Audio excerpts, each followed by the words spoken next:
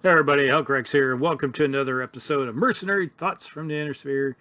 And today we're going to be talking about the Baboon, aka the Howler, or how the Howler, aka Baboon. Depends on what side of the aisle you're on. Alright, the Baboon is a clan second line mech. It is a 20-tonner that is a 711 and no jump jets. Has Indo Steel and ferrofibrous armor. So, got your typical clan goodness in there.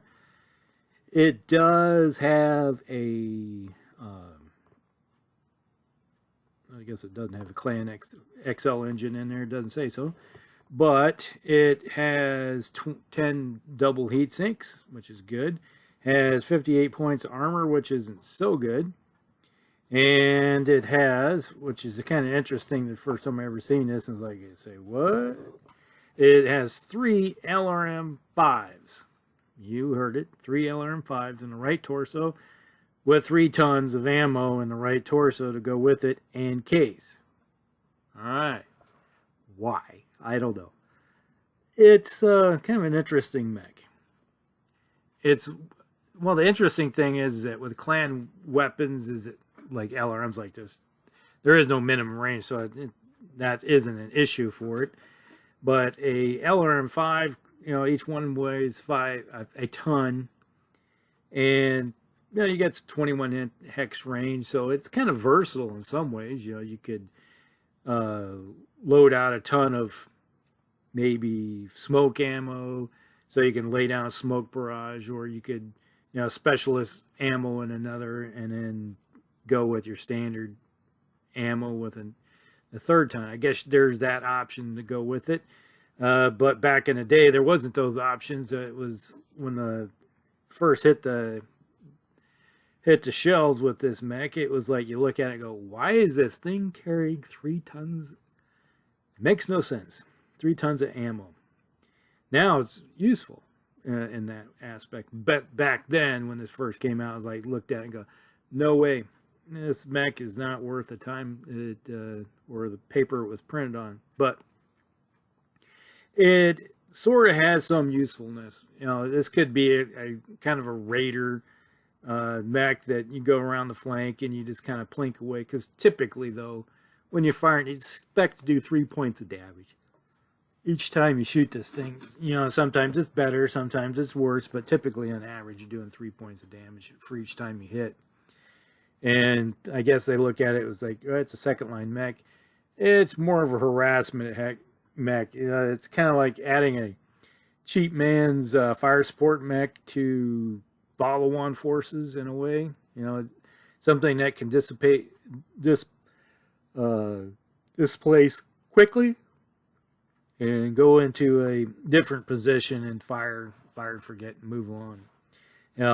That's kind of how I look at this mech. Now, one thing is like back in the day, and I even have pencil notes in my book here, is that the one thing I did was that we would drop a ton of ammo on this thing and add an ER medium laser at least. So you got something that, an extra weapon, and you can almost get by, with 1 ton of ammo, because you fire 24 shots. So that's 8 rounds with it. But typically we always dropped a ton of ammo whenever we play with one of these and replace it with an ER medium laser. Then you got a little bit more firepower, but otherwise, it's not all that great. Now, there are some variants, which there wasn't some variants until recently, of this mech, which under the heading of the Howler. It, let's see here, the Howler 2 came out by Clan Steel Viper, which uses an extra light engine. Okay, now they finally put an XL engine on it. And have 4 ATM-3s with 2 tons of ammo. So, you're kind of change it out. It's like you have one type of ammo and the other type of ammo. It's like long and short range. So you're kind of doing the dual purpose run with it. And it also has mass. And when they did with with the XL engine, the light engine, they downgraded its speed, you know, so then they put mask on it also. Slowed it down and gave it different weapons. Not bad. Kind of improves upon it in some ways with the long range versus and short range stuff. Then there's the Howler 3. Clan Snow Raven. Scientists refitted the Howler 2s with an ERPPC and a targeting computer. All right. So, not bad. That kind of actually is a lot better when it comes to the firepower wise. So, you got something that runs around. It could do a 15-point shot with the ERPPC and a targeting computer. That's not bad. You know, nothing to sneeze about. You know, that's pretty decent when it comes to firepower. Now you got the same firepower. Actually, it probably ends up being more firepower than the 3 LRM5s. You know, when you look at it that way. Then there's the Howler 4. This one was developed by the Jade Falcons. Drops 2 LRM5s and installs jump jets and the ammunition reduced to a single bay. All right. So you got an LRM5 and jump jets. Okay. Might be handy in a city fight, but you get a mech like this, it's like, you got an LRM5. That's your only weapons. You can do 5 points of damage, and you just kind of look at it and go, well, you're not really a threat. You know, it's like, most of the time you're probably going to they're going to ignore you while there's other bigger threats to shoot at. So, you might be the last mech left on the table if possible. So, not one I'm really keen about at all. Then there's the Howler 5. The standard Howler chassis had his LRMs removed and replaced with 6 ER medium lasers fitted in the 3 per side of the torso. Now, on paper, that is a lot of firepower when it comes to this little 20-ton mech.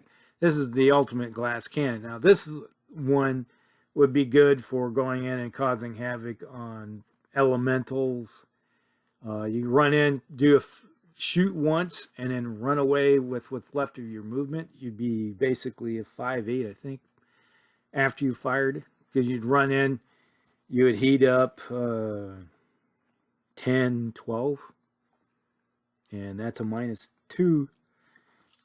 Yeah, I believe it's a -2 to your movement.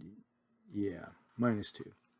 So you're now going to be running around as a really slow mech. You know, you're going to be a 5.8 mover. Not the 5.8 slow, but you basically would fire this once with everything, do a lot of damage, and then run away for a turn, cool off, come back and do it again. Kind of like keep circling the wagons and hope that somebody doesn't decide to pick on you, because you can get one of those clan mechs that with a targeting computer and pulse lasers, and will look at you with a good pilot and go, I'm going to tear you a new one and rip them to pieces. So, but that's not overly, it's not bad. You could actually just fire 4 of them out of the 6 and leave the other 2 alone.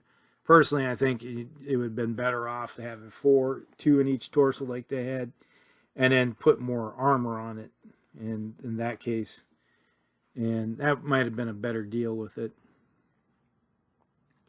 And then you got the Howler 6. This is a close range combatant. It has the LRMs for a pair of SRM 6s and 2 tons of ammo with case 2. All right, so not bad. Pair of SRMs. So you could pair it, if you had a star of these, where let's say you had some with SRMs and some with the LRMs, or the ATM, so you had a mix of these things where you're doing damage at long range, and then you have one of these out of the star would run in and with the SRM 6s and start peppering the heck out of stuff and doing those 2-point shots. You know, that might be a good deal. But overall, I'd say the you really can't call it a glass cannon. It's glass, but it's not really a cannon unless you're looking at the Howler 5. That's a glass cannon. That's a mech that, you know, can do a lot of damage and then get ripped to pieces after somebody, because you know if that's coming your way, you want that thing gone. But overall, it's a hit and miss type of mech. It's one of those ones that, you know, if you have it, fine, you stuck with it, you use it the way the best you can. But it's not one of those mechs I always wrote home and say, hey, I gotta get one of those. Not really. It's just the nature of the beast. All right, hope that it's another one you guys like. Like and subscribe, share with your friends, and we'll see you in the next one. Hellcraig's out.